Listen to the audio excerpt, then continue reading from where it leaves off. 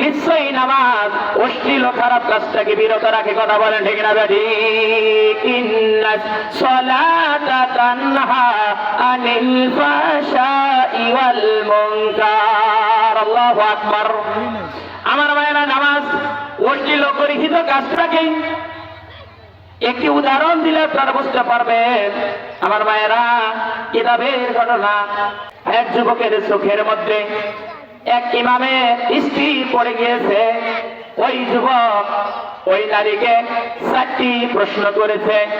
1 number প্রশ্ন হলো, ও মহিলা, তোমার স্বামীর সংসার ছেড়ে দিয়ে আমার কাছে আসতে হবে, নইলে আমার সাথে জিনায় লিপ্ত হতে হবে, নইলে আমাকে বিবাহ করতে হবে। 4 নাম্বার, নইলে যে তোমার স্বামীকে হত্যা করে হলো আমি তোমাকে আমার কাছে নিয়ে নেব।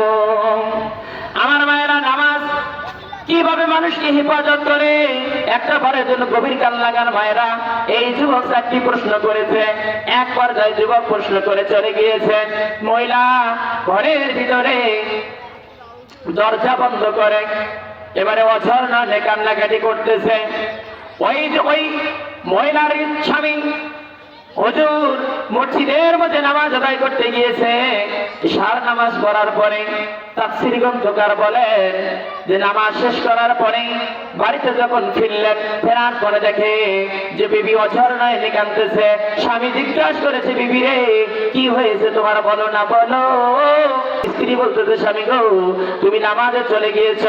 এক পর্যায়ে এক যুবক আমার গৃহে প্রবেশ করেছিল, করার পরে আমার 4টি প্রশ্ন করেছিল।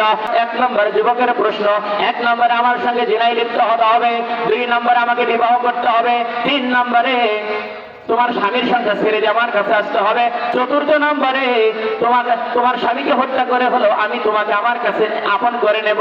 ও আমার স্বামী, এই 4টি প্রশ্ন যুবক আমাকে করেছে, কিন্তু আমি টেনশনের মধ্যে পড়ে গিয়েছি যে আমি একজন ইমানদার মহিলা, আমি কেমন করে জিনায় লিপ্ত হব। আমার সংসারে কোনো সমস্যা নেই, এই সংসার ছেড়ে যে আমি তার কাছে কেমনে যাব। আবার আমার জন্য তোমাকে হত্যা করে হলো আমাকে তার কাছে নিয়ে নেবে, এমন প্রস্তাব করেছে আমাকে। আমি তো টেনশনের ভিতরে পড়ে গিয়েছি। এবার স্বামী বলেছে, স্ত্রী রে টেনশন করো না, টেনশন করো না। ওই যুবক তোমার কাছে যখন উত্তরে নিতে আসবে, ওই যুবককে তুমি বলবা, ও যুবক, তুমি আমাকে 4টা প্রশ্ন করেছ, তোমার 4টা প্রশ্ন আমি পরে বিবেচনা করব। তোমার কাছে আমার একটি প্রস্তাব, সেই প্রস্তাবটা হলো এই যে, এ যুবক, আমার স্বামীর ইমামতিতে তোমাকে 40 দিন জামাতে নামাজ আদায় করতে হবে। যদি তুমি 40 দিন আমার স্বামীর পিছনে যদি জামাতে নামাজ আদায় করতে পারো, তাহলে আমি তোমার প্রশ্নটাই বিবেচনা করে পরে দেখো। বলেন আল্লাহু আকবার। আমার ভাইয়েরা গভীর কান লাগান। আমার ভাইয়েরা যারা পর্দার আড়াল থেকে শুনতেছেন, আমার ভাইয়েরা গভীর কান লাগান। নিশ্চয়ই নামাজ হেফাজত করে অশ্লীল কাজ থেকে, গরিব কাজ থেকে হেফাজত করে। কেমনে করে? এবার যুবককে এই প্রশ্নটা দিয়েই দিলেন। এবার যুবক মনে করলেন এর একটা ব্যাপার নাকি। এবার যুবক নামাজ পড়া শুরু করলেন।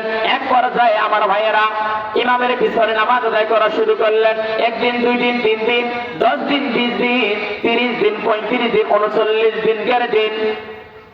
তাফসীর গ্রন্থকার বলেন 39 দিন পেরিয়ে দিয়ে এবার 40 দিনকার মাথায় পড়বে।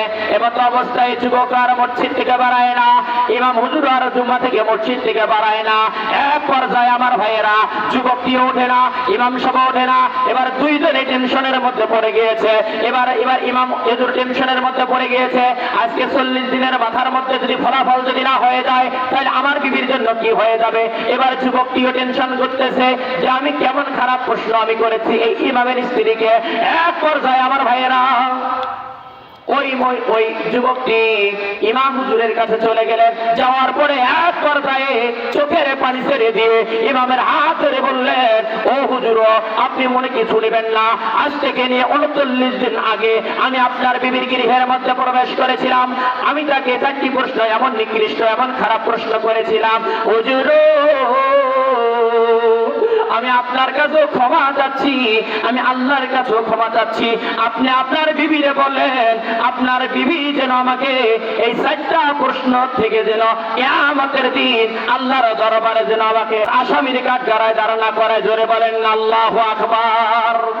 আমার ভাইরা, এই জন্য রব্বুল আলামিন বলেন, ইন্নাস সালাতা তানহা আনিল ফাহশাই ওয়াল মুনকার, নিশ্চয়ই নামাজ অশ্লীল খারাপ কাজ থেকে বিরত রাখে। কথা বলেন ঠিক না বেঠিক?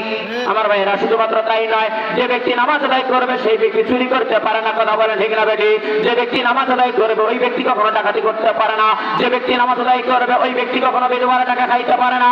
যে ব্যক্তি নামাজ আদায় করবে ওই ব্যক্তি কখনো তোমার ভাতা ইতিম মিসকিনের সম্পদ কলমের ঘুদায় খাইতে পারে না। কথা বলেন ঠিক না বেঠিক?